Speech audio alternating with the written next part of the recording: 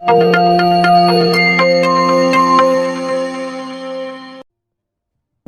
का मारूफ और मशहूर ताजर शाम डले सड़कों पर टहल रहा था। मौसम खुशगवार होने के बावजूद इसका दम घुटा जा रहा था। डॉक्टरों के मुताबिक इसके पास हफ्ता 10 दिन से ज़्यादा टाइम नहीं था।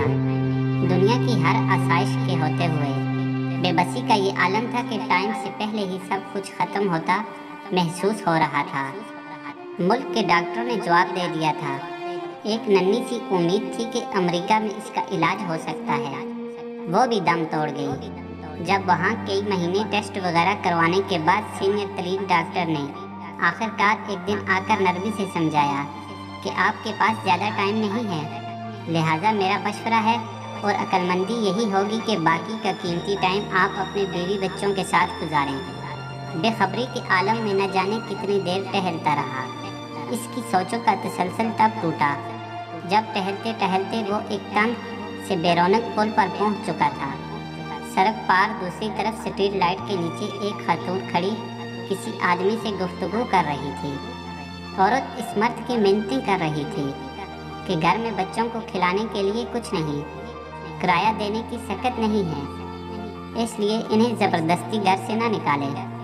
लेकिन वो आदमी औरत को डांट रहा था, कह रहा था किराया दो, ख्वाह कोई धंधा करके दो, वरना इसका सामान बाहर फेंक देगा। औरत मुसलसल रो रही और मिन्नत समाजत कर रही थी, लेकिन वो आदमी अव्वल फूल बकते गालियाँ देते चला गया तो ताजर बेदहानी से इस औरत के पास चला गया। बोला, दरअसल मैंने अभी गुजरते हुए तुम्हारी इस आदमी के साथ थोड़ी सी गुफ्तगू सुनी है। मुझे बताओ मेरी बहन, तुम्हारा क्या मसला है? दिलों का हाल तो अल्लाह जानता ही है। बहन मुझे बताओ क्या बात है? बोली, मैं एक बेवा औरत हूँ, मेरे छोटे छोटे बच्चे हैं, शोहर को फौत हुए साल होने को है। शुरू में तो पड़ोसी रिश्तेदार कुछ मदद वगैरह कर देते थे, फिर आहिस्ता आहिस्ता सब ने हाथ खींच लिया। घर में राशन नाम की कोई चीज़ नहीं है। मालिक मकान का सब्र भी ख़त्म हो गया है। इसने कल शाम तक की आखिरी मोहलत दी है।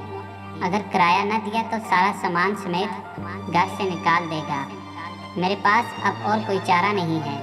ये कहते हुए उसकी आवाज़ बैठ गई।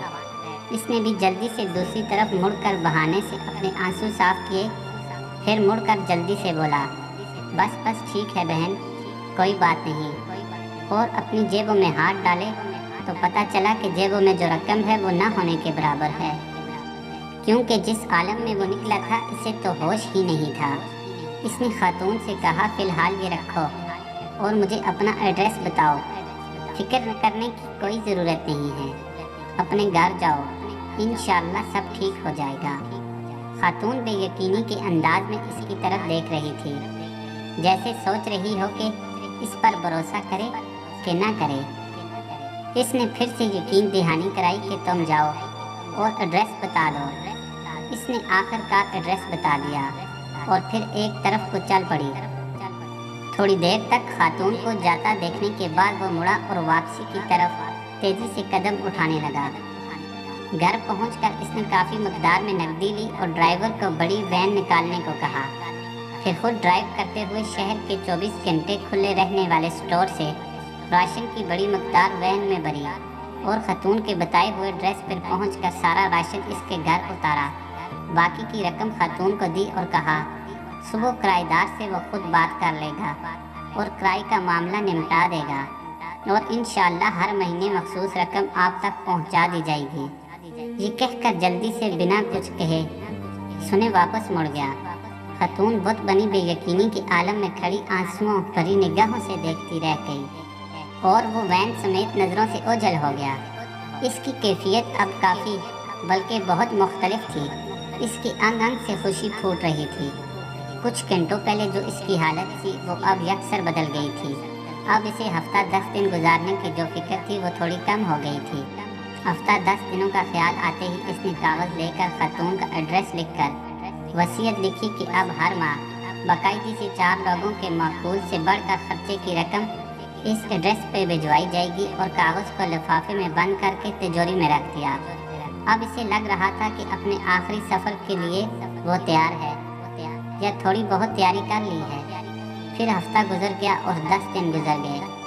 फिर मज़ीद 10 और पूरे 15 दिन गुजर गए। घर वालों के कहने के बावजूद वो अस्पताल नहीं गया।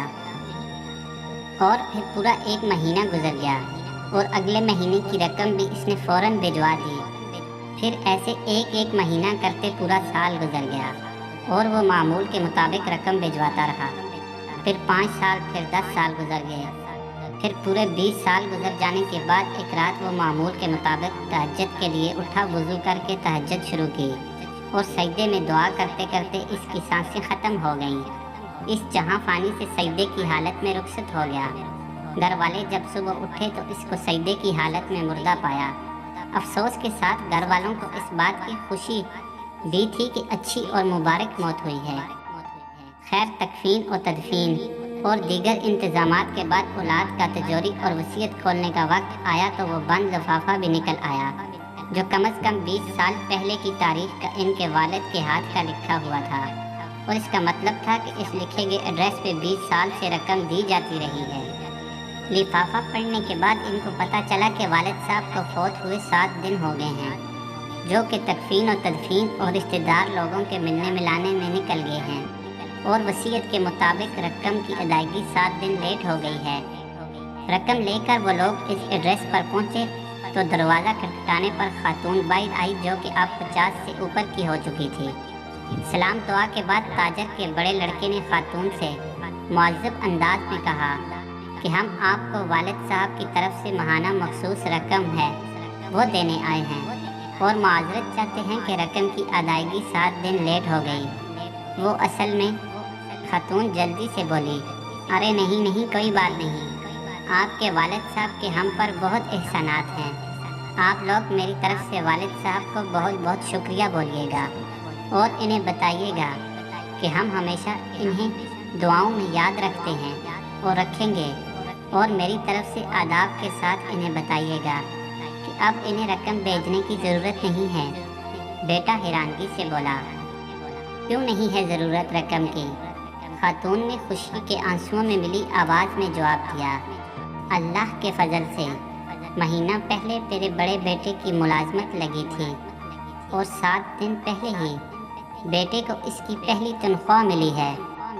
खातून रुवानी में पता नहीं क्या बोले जा रही थी, जबकि लड़कों के कानों में खातून का यही जुमला अटक कर रह गया, 7 दिन पहले ही मेरे बेटे को इसकी पहली तनख्वाह मिली है। अरबी से मनकूल। आप सल्लल्लाहु अलैहि वसल्लम का फरमान है, राजदारी में किया गया सदका अल्लाह पाक के गुस्से को बुझाता है। अल्लाह ताला हमें हर वक्त सदका और खैरात करने की तौफीक अता फरमाए। मज़ीद इस्लामिक और इन्फॉर्मेटिव वीडियो देखने के लिए चैनल को सब्सक्राइब और वीडियो को लाइक कीजिए। शुक्रिया।